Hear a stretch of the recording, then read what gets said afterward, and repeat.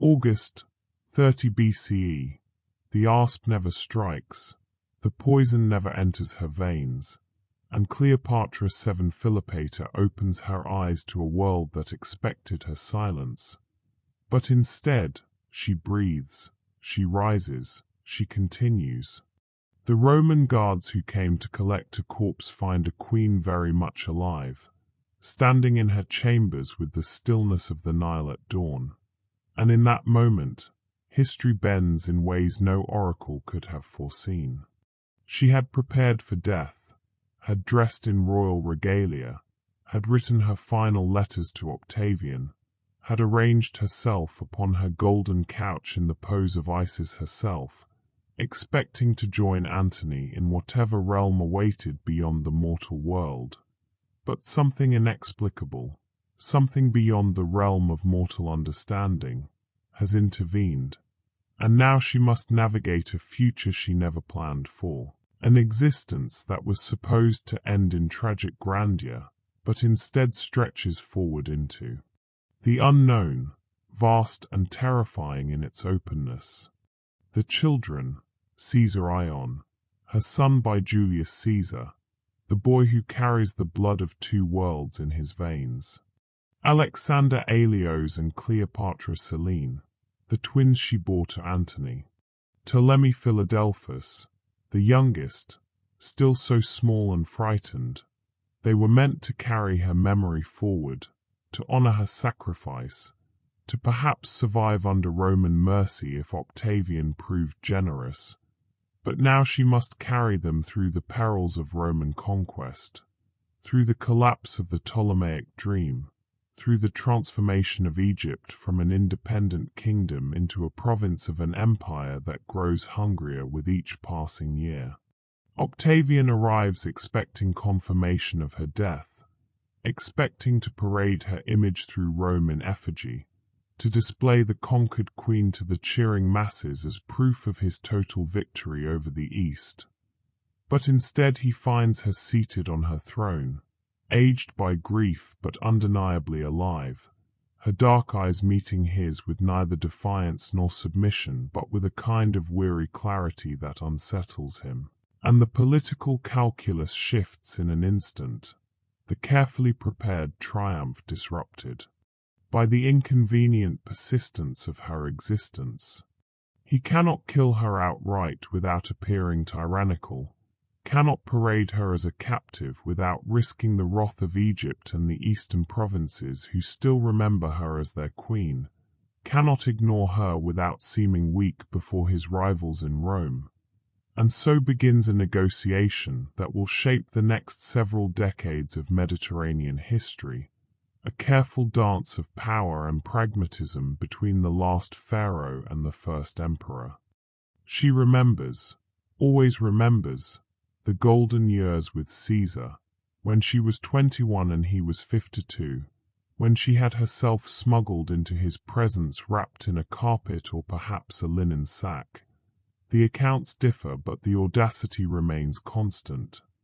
When he looked at her not with the dismissive gaze of a conqueror, but with the curiosity of a man encountering an equal, someone who could match his intelligence and wit, who spoke multiple languages and understood philosophy and statecraft, with a sophistication that rivaled his own. She had given him a son, the only biological son Caesar ever acknowledged, and together they had dreamed of an empire that blended Roman power with Egyptian wisdom, Latin efficiency with Alexandrian learning, military might with cultural sophistication. They had sailed together on the Nile, those magical months when Caesar stayed in Egypt far longer than political necessity required, when they traveled in the royal barge and discussed poetry and mathematics and the nature of governance. She had shown him the Library of Alexandria, the museum where scholars from across the world gathered to study and debate, the astronomical instruments that tracked celestial movements with precision, and he had been genuinely impressed. This man who had conquered Gaul and crossed the Rubicon, genuinely interested in what Egypt could teach Rome. But Caesar fell to daggers in the Senate, 23 wounds on the Ides of March, and that dream bled out on the marble floor beneath Pompey's statue. And then came Antony, passionate, impulsive, generous Antony, who loved her with an intensity that burned through political strategy and common sense alike, who saw in her not just an ally but a soulmate, someone who understood that life should be lived fully, dramatically, without the cold calculation that Caesar sometimes displayed. They had ruled together from Alexandria and Athens, feasted together in legendary banquets that scandalous Romans, had waged war together against Octavian in a conflict that tore the Roman world in two. And when defeat came at Actium, when the ships burned and the troops deserted and the dream of an Eastern Empire dissolved like morning mist, they had planned to die together in a final act of defiant love. But she alone remains now, and the absence of Antony is a wound that does not heal, a phantom limb that aches with every decision she makes. Every morning she wakes to find him still gone. Octavian, soon to be Augustus, soon to claim the title that will define imperial rule for centuries,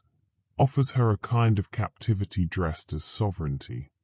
She may remain in Alexandria, she may keep her titles of queen and pharaoh, she may even retain a degree of ceremonial authority over religious matters and local customs, but Egypt is now Rome's breadbasket, its grain feeding the masses of Rome itself, and real power flows westward to the emperor who controls the legions and the treasury. She accepts, because refusal means death for her children, because the alternative is the complete eradication of the Ptolemaic line,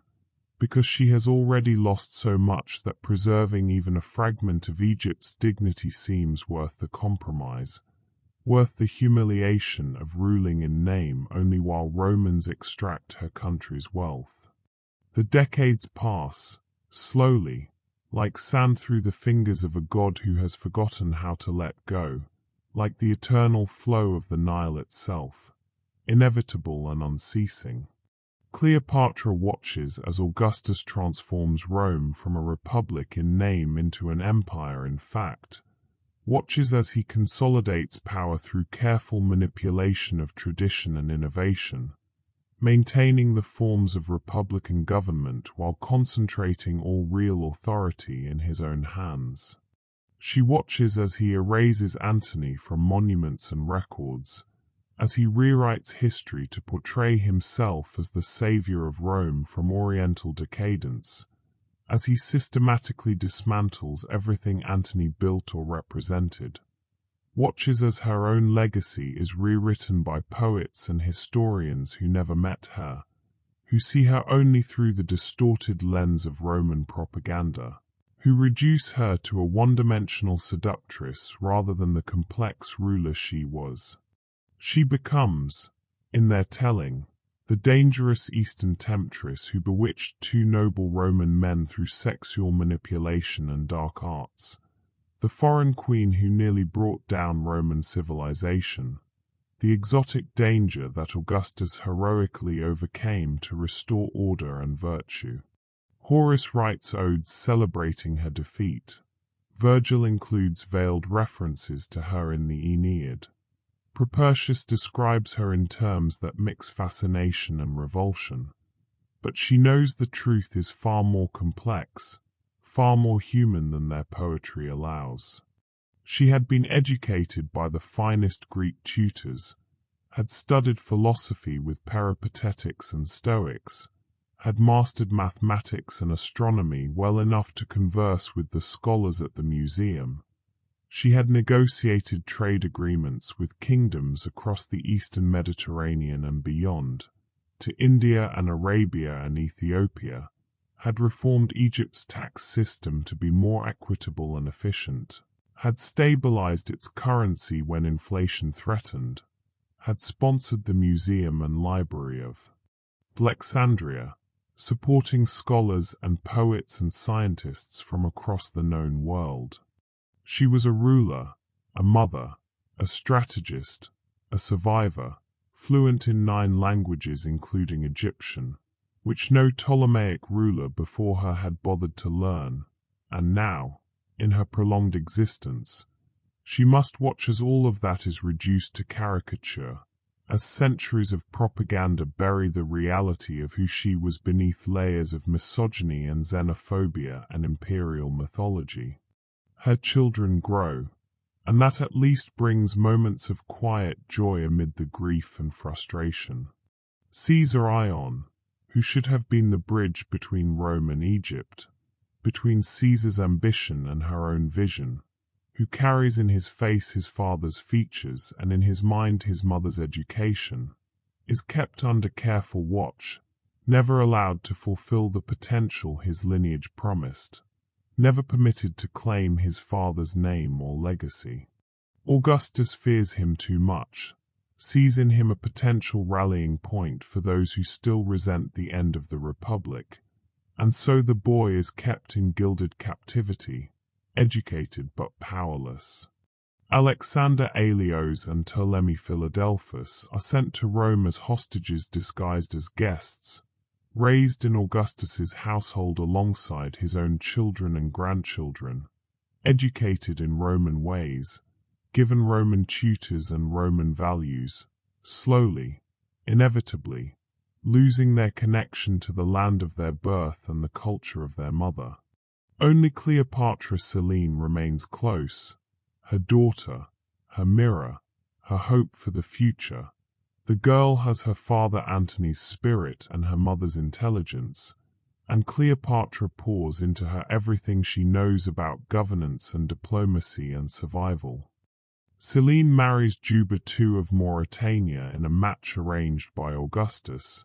a political union designed to strengthen Roman influence in North Africa while providing kingdoms for client rulers. But it also, unexpectedly, becomes something genuine, something more than mere political convenience. Juba is educated, cultured, a scholar king who respects Selene's intelligence and Egyptian heritage. Cleopatra watches her daughter sail westward to Mauritania, watches her become a queen in her own right, ruling beside a husband who values her counsel, watches as Selene transforms Caesarea into a cultural center that echoes Alexandria in miniature, complete with library and museum, watches as Selene names her son Ptolemy in honor of a dynasty that flickers but does not quite die, in defiance of those who thought the Ptolemaic line would end with defeat and death. The bloodline continues, altered, diluted, dispersed across the Mediterranean like seeds scattered on the wind, but continuing nonetheless, and Cleopatra, who by now should be a memory, a name in the histories, a cautionary tale told to ambitious women to keep them in their place, instead endures. She begins to notice, in her 60th year, when most women of her era would be ancient or dead, that she has not aged as others do. The lines that should deepen around her eyes remain faint, mere suggestions of the decades she has lived. The silver that should thread through her dark hair appears only sparsely, scattered strands rather than the grey crown that should mark her years, the vitality that should wane with time, the energy that should diminish, remains strangely constant, as if she exists slightly outside the normal flow of temporal decay. At first she attributes it to Egyptian physicians and their herbal remedies, to the formulas and potions that palace doctors have refined over millennia, to the dry climate that preserves rather than corrodes, to the mineral-rich waters of the Nile that have sustained Egyptian health since the time of the first dynasties, to sheer force of will, the determination not to surrender to age any more than she surrendered to Octavian's armies. But as the years accumulate and she buries friends, servants, advisors, priests and scholars she has known for decades, even some of her younger children, taken by disease or accident or the simple frailty of mortal existence, the truth becomes undeniable, impossible to rationalize away. She is not like others. She has been touched by something beyond mortal understanding, beyond the realm of medicine or natural philosophy, perhaps a gift from Isis, the goddess she served as Pharaoh and whose living incarnation she claimed to be. Perhaps a curse from the gods who found her attempted suicide an insult to their plans, a rejection of the role they assigned her, perhaps simply an anomaly of nature that has no explanation, a biological impossibility that nonetheless exists, unexplained and inexplicable. Augustus dies in 14 CE, having reigned for 41 years, having transformed Rome so thoroughly that few remember what it was like before him, having established patterns of imperial rule that will persist for centuries, and Cleopatra, who has now lived 93 years though she appears perhaps 50, continues forward through time like a river that refuses to reach the sea. Tiberius succeeds Augustus, dour and suspicious where Augustus was charismatic, isolated and paranoid where Augustus was politically skilled. The new emperor is colder, more distant, less interested in the symbolic gestures and careful diplomacy that Augustus used to maintain the illusion of Egyptian semi-autonomy. Cleopatra's influence wanes further. Her court becomes more ceremonial than functional. Her pronouncements carry weight only in matters of religion and tradition, in the appointment of priests and the scheduling of festivals.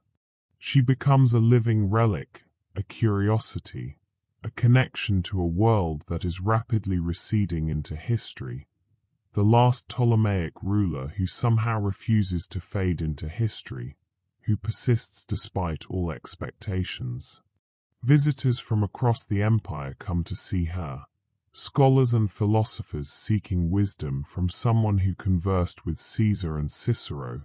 who knew the great minds of the late Republic and early Empire, who can speak of Virgil and Horace as contemporaries rather than classical authors. She speaks to them in their own languages, Latin and Greek and Aramaic and Hebrew, answers their questions about the old days, recounts stories of a world they can only read about in scrolls and manuscripts, offers perspectives that span generations, that connect the Republic to the Empire with the living memory of someone who experienced both. Some revere her as a fount of ancient wisdom. Others fear her as an unnatural being who has outlived her proper span. A few whisper that she has made pacts with dark forces to cheat death, that she practices forbidden Egyptian magic. But she pays them little mind, focused instead on preserving what remains of Egyptian culture under the heavy hand of Roman occupation, on protecting the traditions and knowledge that make Egypt more than just Rome's granary. The Library of Alexandria, though diminished from its peak, though partially damaged by fires during Caesar's siege decades ago, still functions, and she pours resources into maintaining it, into copying texts that might otherwise be lost, into supporting scholars who carry forward the work of understanding the world through systematic inquiry rather than myth and superstition. She endows chairs in mathematics and astronomy, in medicine and philosophy,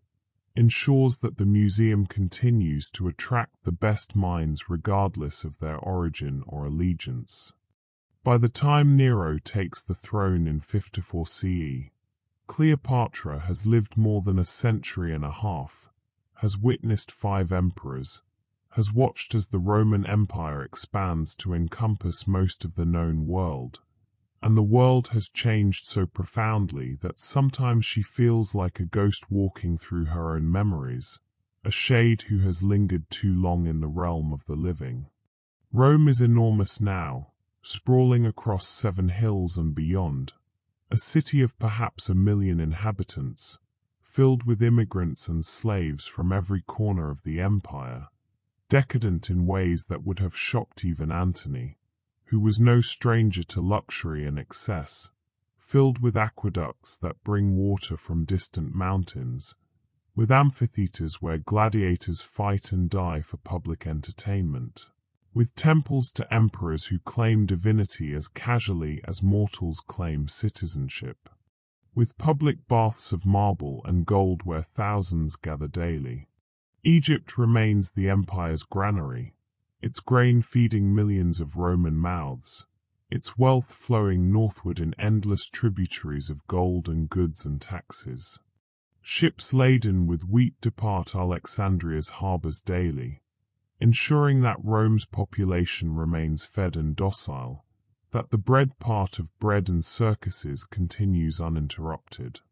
Cleopatra has learned to move quietly through the corridors of power,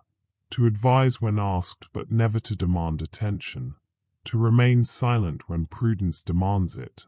to survive by making herself useful but not threatening, valuable but not indispensable.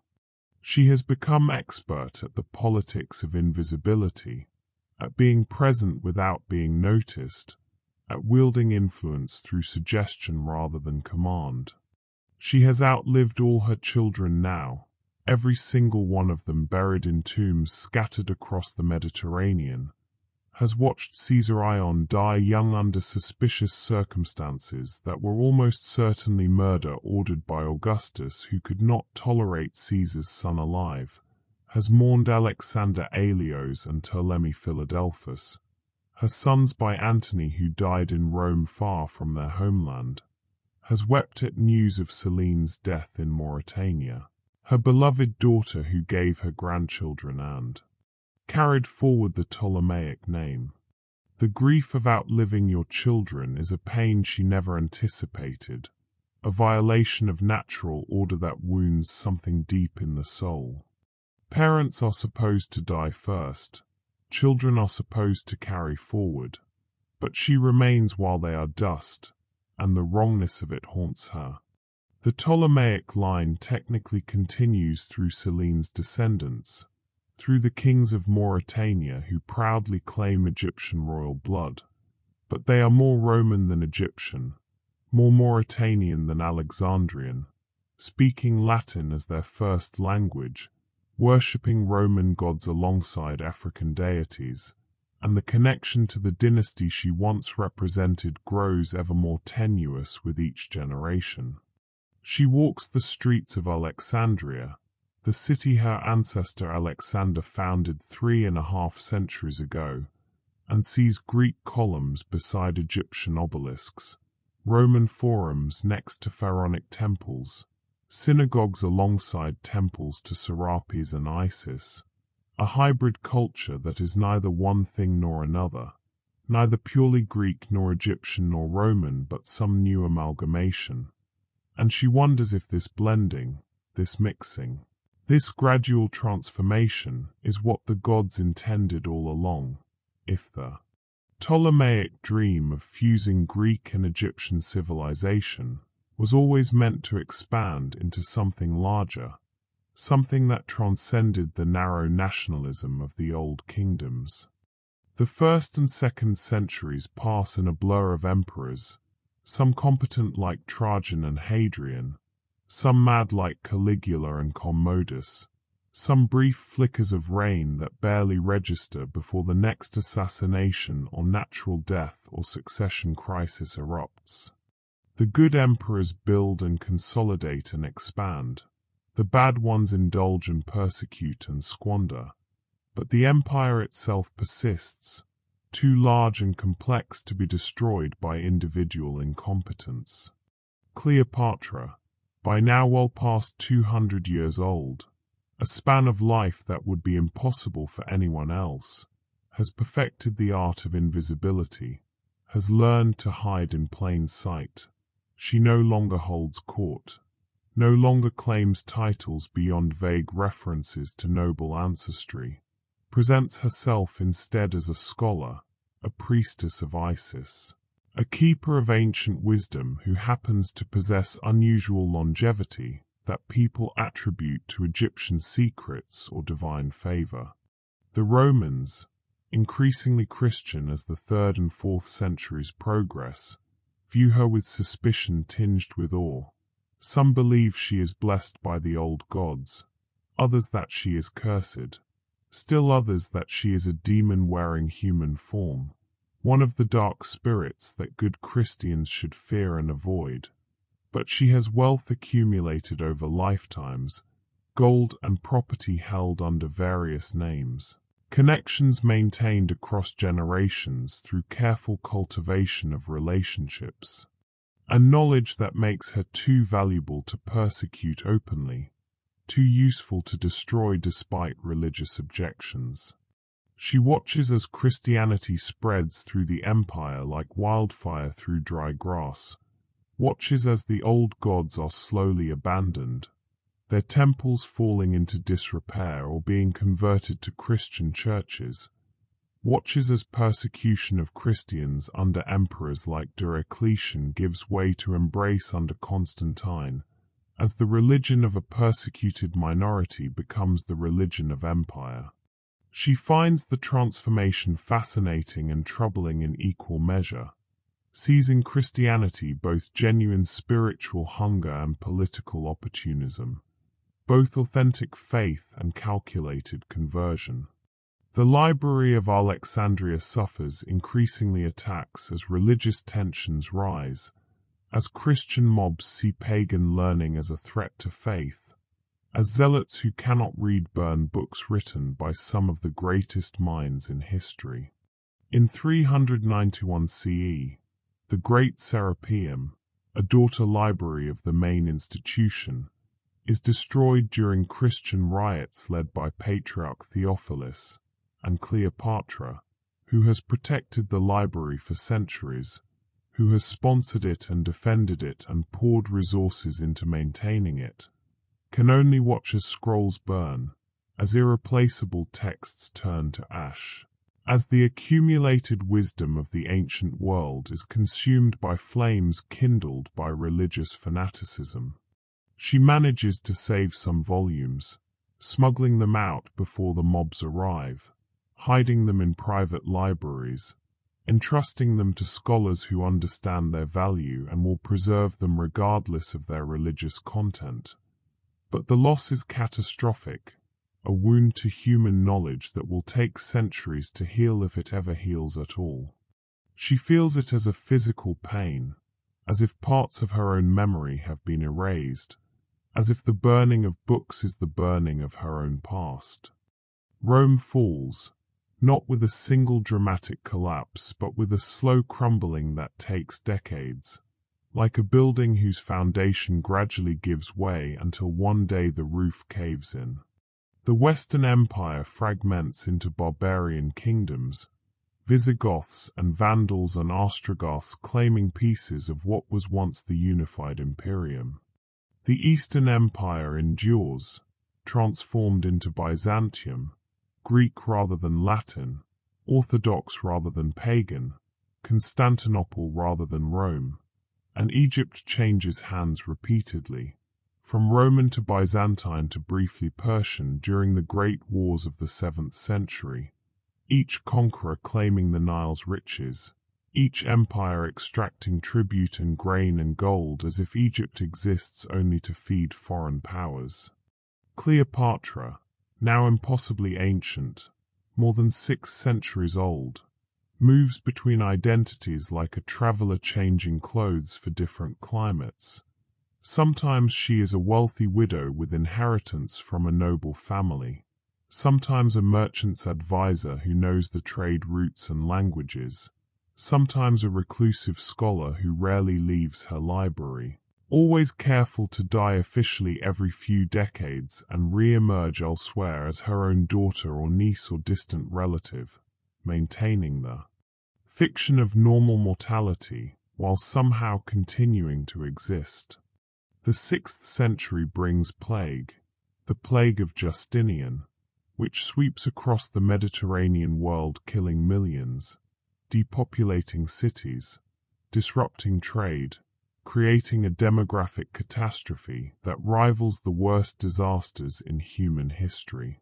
Cleopatra survives, as she always survives, though she tends the sick in Alexandria's hospitals and streets, watches helplessly as bodies pile up faster than they can be buried, as entire neighborhoods empty and trade routes collapse. She has seen disease before, has watched epidemics come and go, but nothing on this scale, nothing that kills perhaps half the population of the entire Mediterranean basin. She wonders if her immortality is meant as a punishment, a sentence to witness endless cycles of rise and fall, glory and ruin, hope and despair, to see everything built eventually destroyed, everyone loved eventually lost. The Egypt she knew, the Ptolemaic kingdom of Greek culture blended with pharaonic tradition, is long gone, remembered only in fragments of text and crumbling monuments that tourists from Constantinople visit as curiosities. Alexandria is still a great city, still a center of trade and learning, but it belongs to Byzantium now, ruled by a prefect appointed from Constantinople, its character altered by centuries of foreign rule, its population a mix of Greeks and Copts and Jews and Syrians and Nubians, all living under the distant authority of Byzantine emperors who have never set foot in Egypt. In 641 CE, the armies of the Rashidun Caliphate arrive in Egypt, Arab warriors fired by the new faith of Islam, and the Byzantine grip on the Nile is broken after a relatively brief campaign. Cleopatra, who has witnessed Roman conquest 7 centuries ago and Byzantine rule for centuries after, now sees Arab conquest,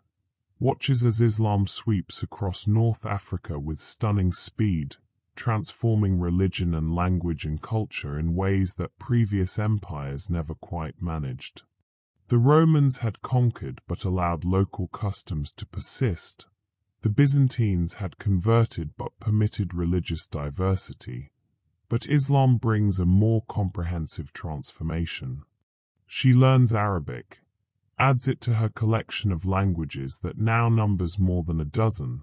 studies the Quran with the same intellectual curiosity she once applied to Greek philosophy and Egyptian religion, engages with Muslim scholars who are fascinated by the ancient knowledge she possesses, by her fluency in Greek and Coptic and ancient Egyptian, by her memory of texts and authors long lost. Alexandria becomes a center of Islamic learning, though much diminished from its classical peak. Though the great library is long gone and the museum functions no more, and Cleopatra finds herself once again in the role of knowledge keeper, translator of ancient Greek texts into Arabic, preserver of Ptolemaic astronomy and Alexandrian mathematics and Euclidean geometry. The irony is not lost on her that she, who ruled as the last pharaoh, who claimed descent from both Alexander the Great and the gods themselves, who wore the double crown of Upper and Lower Egypt, now exists as a shadow figure facilitating the transmission of Greek learning to Arab scholars who will preserve it through the European Dark Ages and eventually return it to the West during the Renaissance. Medieval centuries pass in succession, each with its own character and crisis. Dynasties rise and fall, Umayyads and Abbasids and Fatimids and Ayyubids and Mamluks, each leaving their mark on Egypt,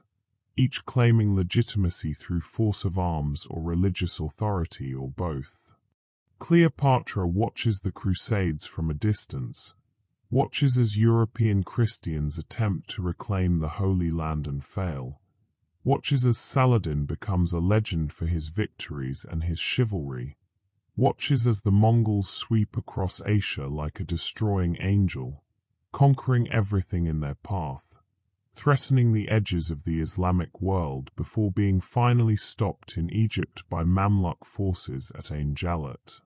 She has learned by now to take the long view, to understand that individual battles and rulers matter less than broader patterns, that empires rise and fall but certain things endure, agriculture and trade, family and faith, the human need for meaning and connection. The Ottomans conquer Egypt in 1517, adding it to their expanding empire, and Cleopatra, now more than 17.5 centuries old, finds herself under yet another foreign power, another set of rulers who see Egypt primarily as a resource to be exploited. She has long since stopped counting the empires that have claimed her homeland, stopped hoping for a return to Egyptian independence, accepted that the nation she once ruled exists only as a geographical expression, a province valued for its resources but never for its people or their autonomy. The Egypt of the Ottomans is different from the Egypt of the Mamluks, which was different from the Egypt of the Arabs, which was different from Byzantine Egypt, which was different from Roman Egypt, which was impossibly distant from the Ptolemaic kingdom she ruled. But the Nile still flows, the desert still stretches to the horizons, the pyramids still stand as they have stood for millennia. She maintains libraries in secret, scattered across Cairo and Alexandria, hidden repositories of texts that survived the burnings and lootings and neglect of millennia, scrolls in Greek and Coptic and Arabic, translations of Persian and Indian texts,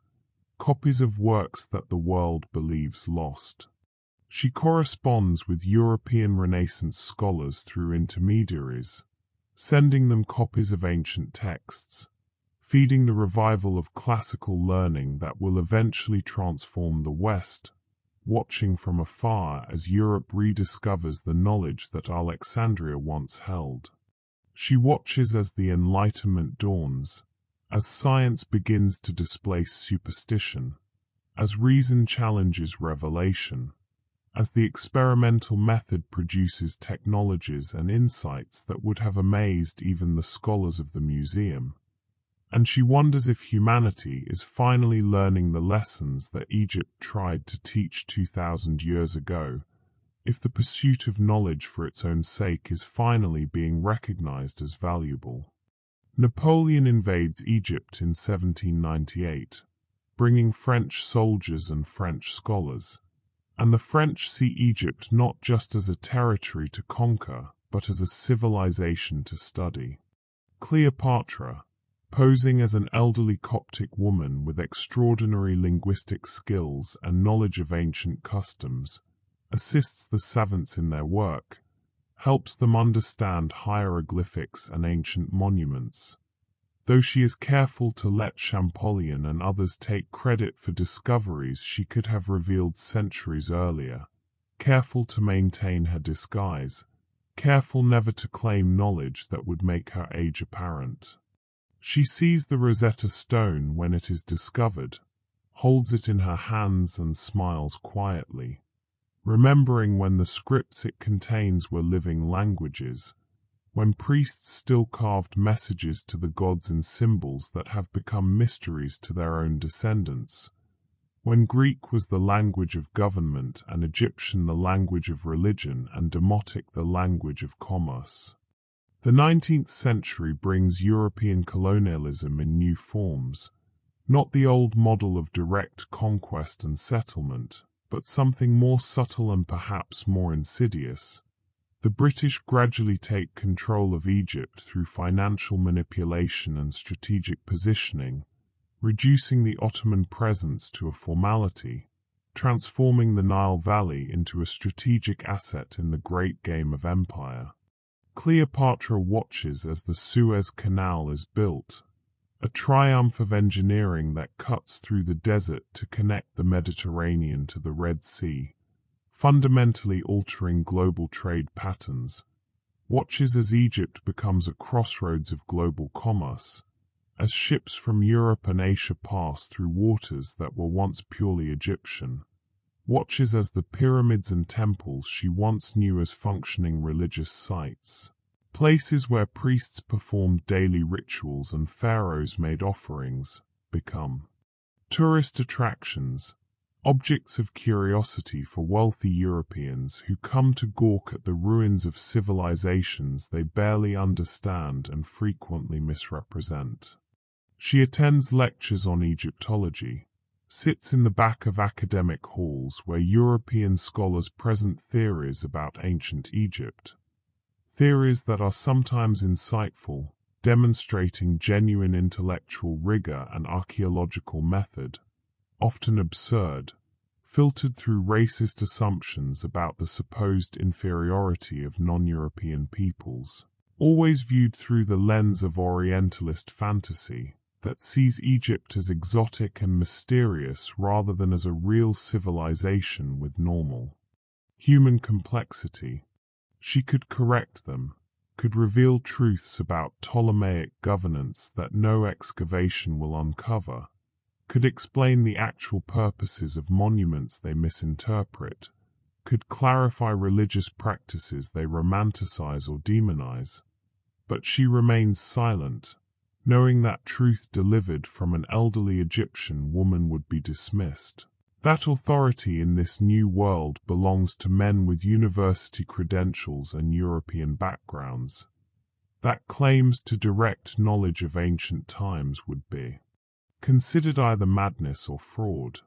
The 20th century arrives with its world wars and ideologies, its technologies that would have seemed like magic to the ancients, its weapons that make Roman legions look gentle by comparison. Cleopatra sees Egypt's struggle for independence, sees nationalist movements rise against British occupation, sees the complex negotiations and occasional violence that eventually leads to nominal independence, sees NASA nationalize the Suez Canal in 1956, reclaiming for Egypt what was built on Egyptian land, sees wars with Israel in 48 and 67 and 73, conflicts rooted in competing nationalisms and great power politics, sees the Arab Spring bloom in 2011, and then wither as revolutions fail to produce the democratic transformations their supporters hoped for. She has lived through so much that individual events blur together, patterns repeating across centuries with different actors and costumes but similar dynamics, the same human impulses dressed in different languages and technologies, the same struggles for power and dignity and meaning. By the 21st century, Cleopatra has been alive for more than 2,000 years, has mastered dozens of languages living and dead, has witnessed the rise and fall of Rome and Byzantium and countless caliphates and sultanates and colonial empires, has seen technologies evolve from reed boats to spacecraft, from papyrus scrolls to digital libraries, from sundials to atomic clocks. Modern Egypt is unrecognizable from the kingdom she ruled.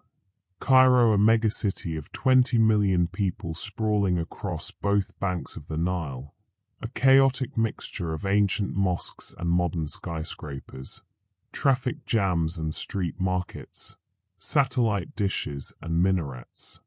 Alexandria, a Mediterranean port city with only fragments of its ancient grandeur, the palace complexes where she lived submerged beneath the harbor, the lighthouse that once guided ships for over 1,500 years long since collapsed. She moves through the digital age with the same adaptability that allowed her to navigate previous transitions, learning to use computers and smartphones with the same patient determination she once applied to mastering Aramaic or Arabic, maintaining identities across multiple databases, exploiting the peculiar anonymity that modern bureaucracy paradoxically enables despite its surveillance capabilities. She lives in a modest apartment in a middle-class Cairo neighborhood, surrounded by books in multiple languages and artifacts she has accumulated over centuries, maintaining correspondence with scholars worldwide through encrypted emails under various pseudonyms, occasionally publishing academic papers that offer unusual insights into ancient history. Papers that her peers attribute to brilliant intuition rather than direct memory, still preserving knowledge, still connecting past to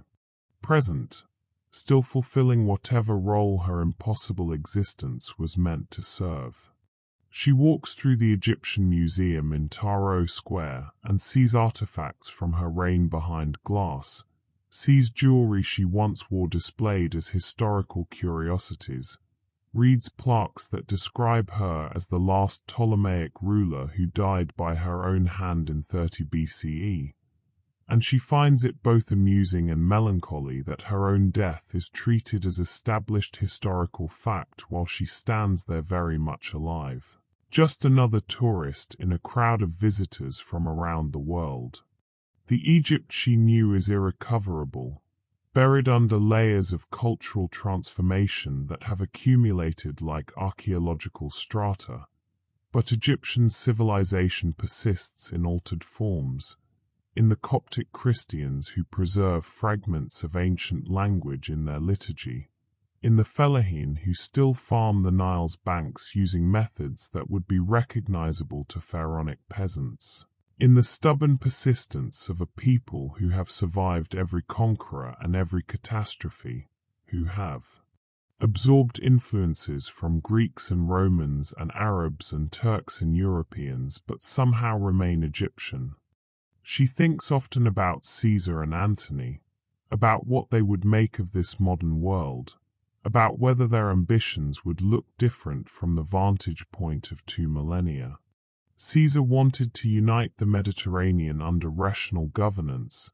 to bring order and civilization to what he saw as chaos and barbarism, and in a sense he succeeded, though not in the way he imagined, not through the Julian dynasty that died with Nero, but through the precedent of imperial rule that shaped Western civilization for centuries, through the legal and administrative systems that persisted long after the empire itself fragmented. Antony wanted passion and glory and a partnership that transcended political calculation, wanted to rule in the East with a queen beside him as equal rather than consort, wanted to live fully and love intensely and create something magnificent. And he got it, briefly, those years in Alexandria when they ruled together and feasted together and made children together, before it all collapsed into defeat and death at Actium and Alexandria. She wonders if they would recognize her now, if they would see the young queen they knew in this ancient woman who has forgotten more history than most people ever learn, if Caesar would still find her intellectually stimulating, or if 2,000 years of accumulated knowledge have made her incomprehensible to a Roman mindset, if Antony would still find her beautiful, or if immortality has changed something essential about her that transcends mere physical appearance. She still dreams sometimes of that last night before the asp was supposed to strike, when she had dressed in her finest robes and arranged herself as Isis, when she had prepared to join Antony in whatever afterlife awaited them, when death seemed like the only dignified response to defeat, the only way to maintain control when all political control had been lost. But immortality found her instead, and dignity became something different, something that required endurance rather than dramatic exit, patience rather than tragic gesture, survival rather than sacrifice. She has learned that survival is its own form of resistance, that preserving knowledge and culture and memory through centuries of foreign rule is perhaps more subversive than any military campaign, that outlasting your conquerors, watching their empires fall while you continue, carries its own vindication. The Ptolemaic dynasty ended politically in 30 BCE when Octavian's forces entered Alexandria, ended as an independent power with pretensions to resist Roman hegemony, but she carries it forward genetically through her descendants who spread across the Mediterranean, culturally through the knowledge and traditions she has preserved, intellectually through her understanding of what it meant to be both Greek and Egyptian, both pharaoh and philosopher, both divine ruler and mortal human. The climate changes, slowly at first and then with accelerating rapidity, and Cleopatra watches as patterns she observed over centuries begin to shift in disturbing ways. The Nile, which she has known for 2,000 years, which has been the constant rhythm underlying all of Egypt's transformations, faces new threats from upstream dams in Sudan and Ethiopia, from downstream development and pollution, from changing rainfall patterns in the highlands that feed it. Its seasonal floods, which sustained Egyptian agriculture for 5,000 years, have been controlled since 1970 by the Aswan High Dam, a technological triumph that provides electricity and irrigation, but also disrupts the ancient patterns of silt deposition that maintained soil fertility. Its waters contested by nations that didn't exist when she was born, by Sudan and Ethiopia and Egypt locked in complex negotiations over water rights. She remembers the Nile when it was sacred, when its annual inundation was celebrated as the tears of Isis mourning Osiris, when its cycles determined prosperity or famine with absolute certainty,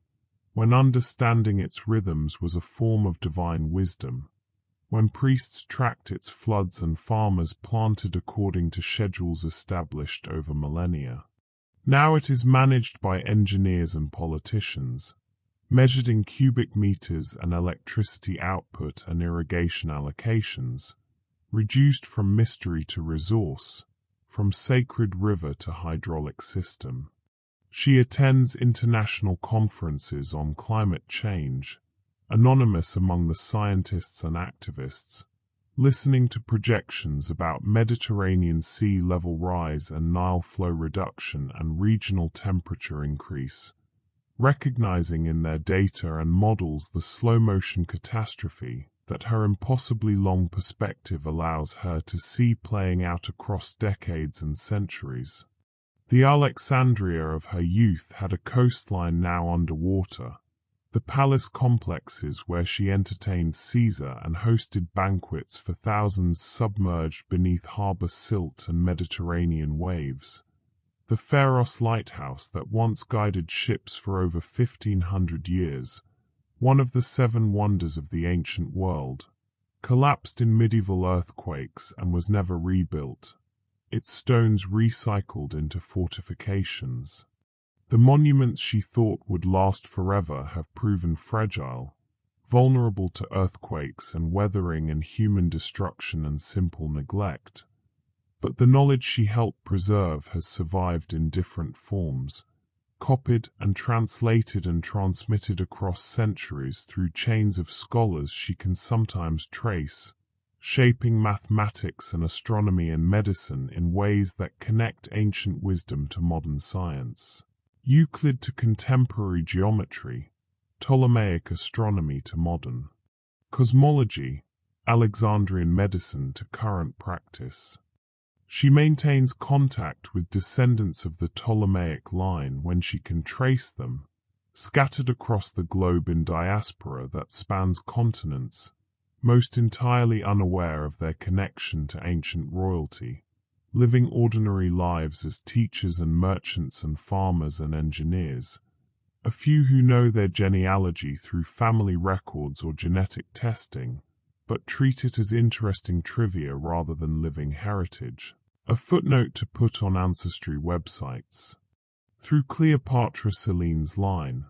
through centuries of intermarriage and migration and the endless mixing that defines human populations,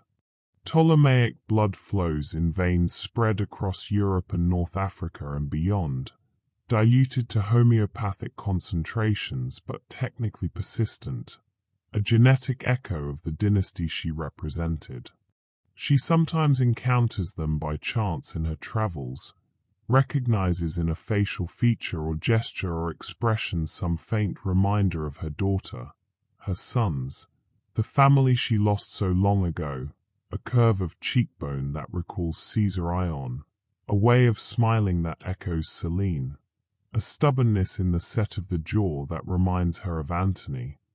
But she never reveals herself, never breaks the careful anonymity that allows her to continue existing, never risks the attention that would come from claiming to be who she actually is. The loneliness of immortality is not something she anticipated during those early decades when outliving her contemporaries seemed strange but manageable, when she could still remember what it was like to be mortal. Now, after millennia, the isolation has become fundamental to her existence, a condition as unchangeable as her apparent immunity to aging, as constant as the flow of the Nile. She forms friendships carefully, always aware that she will outlive them, always watching for the signs of aging that mark normal human life while she remains inexplicably constant, always preparing for the grief of watching them decline into age and sickness and finally death while she endures unchanged. She has loved again, over the centuries, though never with the intensity she felt for Caesar and Antony, never allowing herself the vulnerability that comes with genuine intimacy, knowing that time will eventually separate her from anyone she grows close to, that attachment leads inevitably to loss, that immortality means eternal mourning. She has had lovers and companions, has formed deep friendships and intellectual partnerships, has found moments of connection and even joy, but always with the awareness of their temporary nature, always with the knowledge that she will stand at their gravesides eventually, always holding something back to protect herself from the pain of loss that comes with immortal existence. Technology advances in ways that both fascinate and disturb her, creating new possibilities for human flourishing, but also new mechanisms of control and surveillance. Genetic sequencing could reveal her anomalous biology if she ever submitted to medical testing, could expose whatever biological or divine peculiarity allows her to endure. Facial recognition systems could track her across the multiple identities she maintains, could correlate images across decades and reveal the impossible. Constancy of her appearance. Social media creates permanent records that could expose patterns of a life that spans centuries if she's not extraordinarily careful. She must be more cautious now than ever before in her long existence, more deliberate in how she moves through the world, more aware that surveillance capabilities exceed anything previous empires could have imagined. She uses encryption and virtual private networks and burner phones purchased with cash, maintains a deliberately low digital profile, avoids cameras when possible through routes and timing that minimize exposure, cultivates the appearance of ordinary elderliness when she must be seen, adopting the slight stoop and careful movements that people expect from the aged, making herself unremarkable and therefore invisible. The irony that she, who once commanded fleets and armies, who negotiated with the most powerful men of the ancient world on equal terms, who lived in palaces of unimaginable luxury and wore the double crown of Upper and Lower Egypt, now must hide her existence from databases and algorithms and surveillance systems,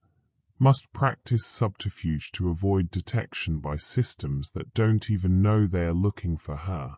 is not lost on her, but she accepts it as the price of continued existence, as simply another adaptation required by changing circumstances. She watches as humanity reaches into space, as probes visit distant planets and moons, as telescopes peer into the deep past of the universe to see galaxies forming billions of years ago, as astronauts live on the International Space Station orbiting high above Earth's surface, and she thinks about the Ptolemaic astronomers she sponsored 2,000 years ago, the scholars at Alexandria who calculated the Earth's circumference with remarkable accuracy, who understood that planets moved in complex patterns that could be predicted mathematically, who saw in the heavens order and beauty and the possibility of comprehension. She wonders what they would think of modern astronomy, of our understanding that the universe is vast beyond imagination and ancient beyond comprehension, of the photographs from Hubble and James Webb showing galaxies and nebulae in stunning detail. She wonders if they would be thrilled by the confirmation of principles they intuited or dismayed by how much they got wrong. There are moments, late at night when Cairo quiets slightly though it never truly sleeps, when she sits by her window watching the city lights and wonders if she is the only one, the only immortal wandering through history, the only being cursed or blessed with existence that transcends normal human limits, or if there are others like her, equally hidden, equally careful, equally burdened by the weight of centuries. She has never found evidence of others who share her condition, never encountered anyone who seems to carry the same impossible age behind their eyes, who displays the same weariness that comes from watching empires rise and fall. But the world is vast and secrets are easy to keep when you have forever to perfect them. An absence of evidence is not evidence of absence. She imagines sometimes a gathering of immortals, beings who have witnessed the full sweep of human history from different vantage points and perspectives, comparing notes on the fall of empires and the rise of technologies, sharing the peculiar grief that comes from outliving everyone you love, trading stories about close calls with discovery. Roman senators who survived the fall of Rome, Han Dynasty officials who endured through China's transformations, Mayan priests who watched their civilization collapse, all still walking the earth under assumed identities, all carrying memories that span millennia. But it remains fantasy, a story she tells herself during the long nights to ease the solitude that is her constant companion, a daydream that makes immortality seem less isolating. The Egypt of the 2020s is vibrant and struggling, proud and frustrated, ancient and modern in ways that create constant tension and occasional brilliance. She sees in contemporary Egyptians the same qualities she observed in her subjects 2 millennia ago, the same resilience and humor and deep connection to place, the same capacity for endurance in the face of hardship, the same fierce pride in Egyptian identity despite centuries of foreign domination, the same sense that Egypt has always been Egypt regardless of who claims political authority. That Egyptian civilization is older and deeper than any particular government. The pharaohs gave way to Ptolemies, who gave way to Romans, who gave way to Byzantines, who gave way to Arabs, who gave way to Mamluks, who gave way to Ottomans, who gave way to British, who gave way to modern republics and dictatorships, endless successions of foreign and domestic powers, each claiming to rule Egypt, each extracting its resources and labor. But the fundamental Egyptianness persists beneath and beyond them all, adaptive and enduring, shaped by the Nile and the desert and the accumulated weight of the longest continuous civilization in human history. She visits the pyramids sometimes, in the quiet hours before dawn when tour buses haven't yet arrived and the site is empty except for guards and early worshippers, stands before structures that were already ancient when she was born, already mysterious in Ptolemaic times when Egyptian priests could no longer quite remember how or why they were built, already symbols of a past that even the Greeks couldn't fully comprehend. Monuments to pharaohs whose names were distant legend even to her. They have endured longer than her dynasty, longer than Rome, longer than Islam, longer than almost anything human civilization has produced, standing for 4.5 millennia while empires rose and fell around them, while languages lived and died, while religions emerged and transformed. And she finds comfort in that evidence of permanence, in the proof that some things do last beyond individual lifetimes or even civilizational spans, that not everything is swept away by time's relentless current, that human achievement can sometimes transcend the mortality of its creators. She thinks about mortality, about what it means to live beyond death's normal reach, about whether her extended existence has meaning or purpose beyond the accident of whatever biological or divine anomaly preserved her when the asp's poison should have killed her. She has preserved knowledge through dark ages and helped transmit ancient wisdom to new civilizations, has maintained cultural connections when they might otherwise have been lost, has witnessed history in ways that inform her understanding of human patterns and possibilities. But to what end if she can never share the full truth of her perspective, never be recognized for who she is, never receive acknowledgement for the quiet work of centuries? Perhaps immortality itself is the purpose. Perhaps she is meant to be a living memory, a consciousness that carries forward the experiences of an era that would otherwise exist only in fragments of text and archaeological remains. She contains within herself the direct experience of the ancient world in ways that no historian can match, knows what Caesar's voice sounded like when he was amused versus when he was serious, remembers the exact shade of Alexandrian sunlight filtering through linen curtains in the palace, the specific scent of incense in the temple of Isis, can recall conversations with Cicero and negotiations with Herod and philosophical debates with scholars whose works are now lost. But all of it remains locked inside her, accessible only through the careful, limited ways she chooses to share it through academic papers and anonymous assistance to researchers. The years continue to pass in their inexorable progression, and she continues with them, watching as the 21st century unfolds with its climate crises and political upheavals and technological breakthroughs, wondering if humanity will survive its own cleverness, if the species that built Rome and invented democracy and reached the moon and decoded its own genome, will also be the species that makes Earth uninhabitable through greenhouse emissions and ecological destruction. She has seen civilizations collapse before, has watched as systems that seemed permanent and invincible crumbled into dust and memory, knows from direct experience that nothing is guaranteed, that even the mightiest empires are temporary, that human confidence in perpetual progress is often misplaced. Rome fell, Byzantium fell, the caliphates fell, the colonial empires fell, each believing in its moment that it would last forever. But she has also seen resilience, has watched humanity rebuild after catastrophes natural and human-made,